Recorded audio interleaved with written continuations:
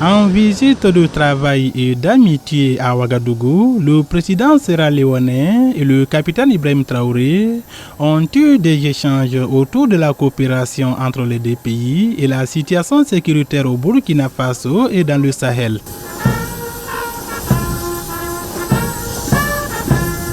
À l'issue des échanges, le président sierra-léonais a affirmé disposer désormais d'informations de première main pour mieux comprendre la situation au Burkina Faso et dans le Sahel, marquée par le terrorisme qui compromet la paix dans la sous-région.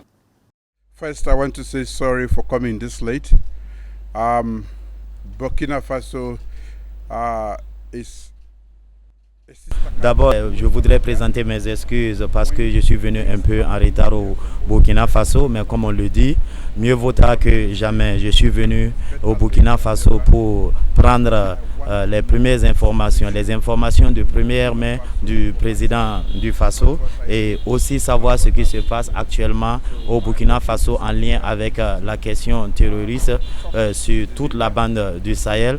J'aimerais aussi connaître les problèmes que vivent les Burkinabés et les autres pays du Sahel en lien avec ce fléau.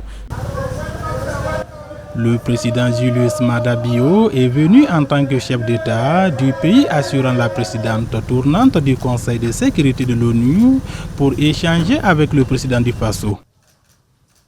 Je suis désigné comme étant le président du Conseil de sécurité pour représenter les pays ouest-africains au niveau des Nations Unies. Je serai à New York dans quelques semaines et je vais aller parler au nom de tous ces pays. C'est pour cette raison que je suis venu au Burkina Faso, parce que le Burkina Faso, c'est un pays frère pour que j'ai les informations de première main.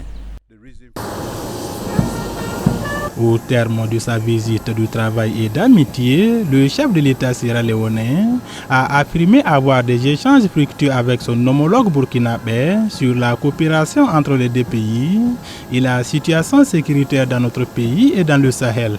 Il repart de Ouagadougou avec des informations lui permettant de présenter la situation du Burkina Faso et du Sahel au Conseil de sécurité des Nations Unies dans les jours à venir.